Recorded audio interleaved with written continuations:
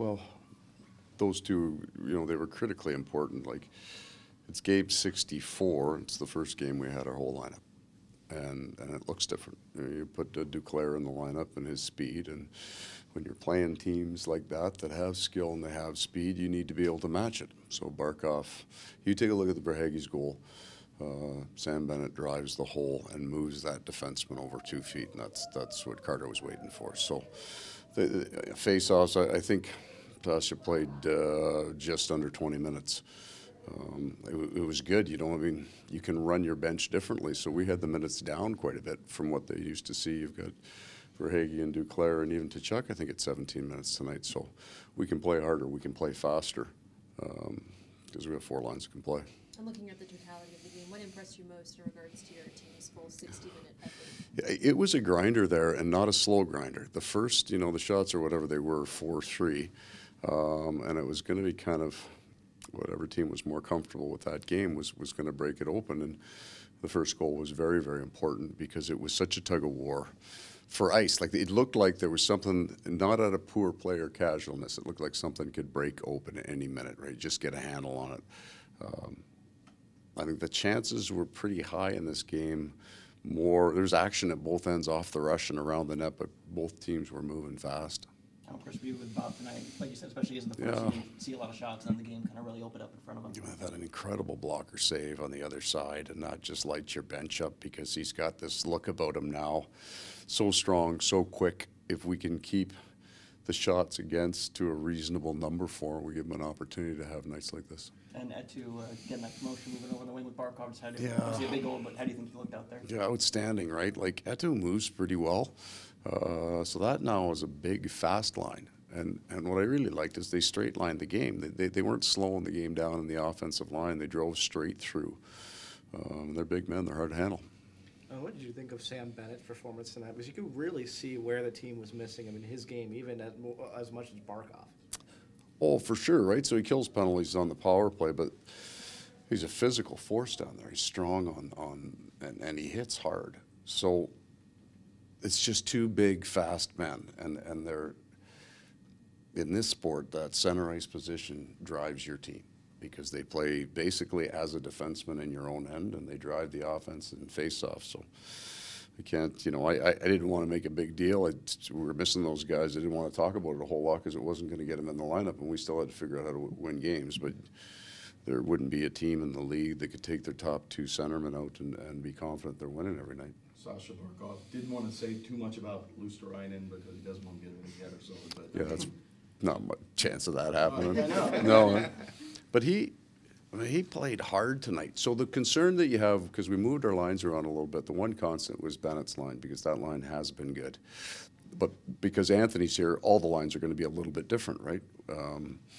But I thought that neither one of those guys changed their game to try to play with Barkov, to play a different game. The games that both those men have played coming into this night looked exactly like tonight. Like, really impressed with Anthony Duclair's defensive game, his hard game. Driving pucks. No, they didn't throw any pucks away, created some things just out of strength and speed. So that's a big, fast line. What do you think about Bob gets hit? He Yeah. goes after, but you can't even get near. That's the 4 other guys. Yeah, well, that's a dangerous thing for a franchise right now, right? I mean, we're fighting for those guys, and Spencer's is not here, and we need Bob to do a big part of the lifting from here on out. So we were fortunate he didn't get hurt on that play. He seems to be getting hit every other game now. He got twice. He got rolled early. Yeah, they're popping they're getting to him, and there were a bunch of pucks to the net that we had 5 guys standing right in front of him, right? We just couldn't get to him on that one. But he's also a little more aggressive in his net, so he's out a little bit too. Now that you do have a healthy lineup, what is your confidence level in this group? I think we can play like that. I think we played like that certainly in Tampa.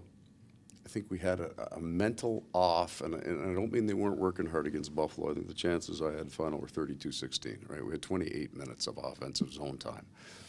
But we were a little bit stubborn with what we were doing, but we still played hard enough and well enough to win that game. We put the 2 centermen back in. We just have to play that hard. As hard as we did tonight, we have to play every night. You guys have alternated wins and losses now for almost a month. how can you sustain what you saw tonight? Well, today's game 1. All right, so we got all the boys in there. We'll see what we can do with them. I think that like just the extra depth theoretically should help it. Like, Well, that's not string even together, theoretically, right? practically. Yeah, right.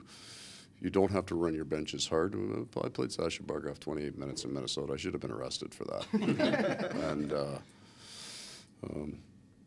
you know, Matthew played I think 17:45 tonight. So those things allow players to play harder. They just have to accept it.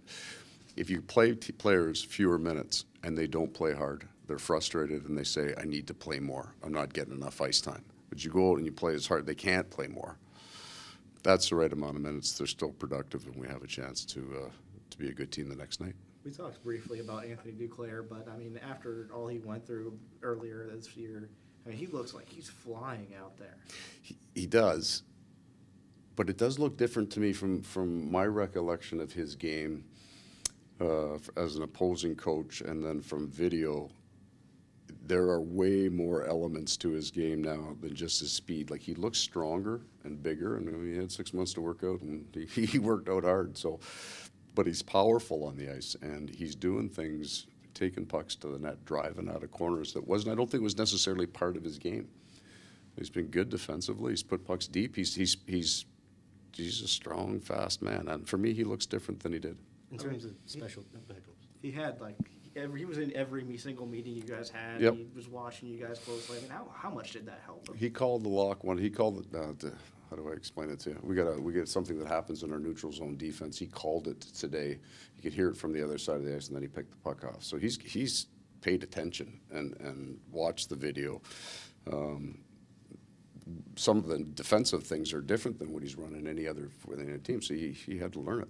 just in terms of special teams, it played a big role in tonight's game, and obviously the guys that came back into the lineup played a big part of that. Yeah, like both those guys, but certainly Barkov's ability to come inside and be a threat. It moves everybody else on the ice around, right? The penalty killers have to respect him coming inside, and it changes the shape. So I think we had 12 shots on our power play today. I think our power play it slowed, and it wasn't out of laziness. It was just maybe out of attention.